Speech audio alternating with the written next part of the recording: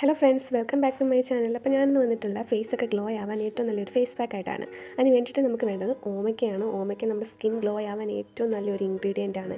ഇതിൽ anti oxidant ഒക്കെ ഉള്ള ഒരു ഫ്രൂട്ടാണ്.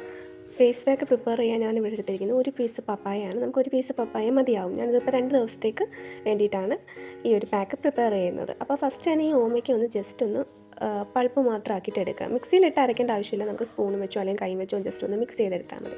അപ്പോൾ ഇതിലേക്ക് ഞാൻ 1 ടീസ്പൂൺ പാലാണ് ആഡ് ചെയ്ത് കൊടുക്കുന്നത്. നിങ്ങൾക്ക് പാലോ തൈരോ എന്ത് വേണമെങ്കിലും യൂസ് ചെയ്യാം. ഓരോരുത്തരുടെ സ്കിന്നിന് എന്താണ് സ്യൂട്ടബിൾ ആവുന്നതെന്ന് വെച്ചാൽ അത് നമുക്ക് ആഡ് ചെയ്ത് കൊടുക്കാം. അടുത്തത് വേണ്ടത് തേനാണ്. തേനാണ് ഞാൻ 1 ടീസ്പൂൺ ആഡ് ചെയ്ത് കൊടുക്കുന്നത്. നാച്ചുറലായിട്ട് തേൻ കിട്ടുവാണെങ്കിൽ അത്രയും നല്ലതാണ്. സ്കിൻ നല്ല ഗ്ലോ ആവാനും സ്കിന്നിലെ കറുത്ത പാടുകളൊക്കെ മാറാൻ ഏറ്റവും നല്ലൊരു സാധനമാണ് തേന്. അടുത്തതായിട്ട് വേണ്ട റൈസ് പൗഡറാണ്. നമ്മുടെ ഫേസ് പാക്കിൻ്റെ കൺസിസ്റ്റൻസി അനുസരിച്ച് നമുക്കിത് ആഡ് ചെയ്ത് കൊടുക്കാവുന്നതാണ്. ഇതിപ്പോൾ നല്ല തിക്കായിട്ടാണ് ഈ ഒരു ഫേസ് പാക്ക് കിട്ടിയിട്ടുണ്ട്. ഫേസ് നന്നായിട്ട് ക്ലെൻസ് ചെയ്തതിന് ശേഷം ഈ ഒരു ഫേസ് പാക്ക് അപ്ലൈ ചെയ്യാം. ഒരു 20 മിനിറ്റ് വരെ വെച്ചതിന് ശേഷം നമുക്കിത് വാഷ് ഓഫ് ചെയ്യാം. എന്നിട്ട് നന്നായിട്ട് ഫേസ് ഒന്ന് മോയ്സ്ചറൈസ് ചെയ്യുക. ഇതൊരു 2 ദിവസമൊക്കെ അടുപ്പിച്ച് ഈ ഒരു ഫേസ് പാക്ക് ഇടുകയാണെന്നുണ്ടെങ്കിൽ നല്ലൊരു റിസൾട്ട് കിട്ടും.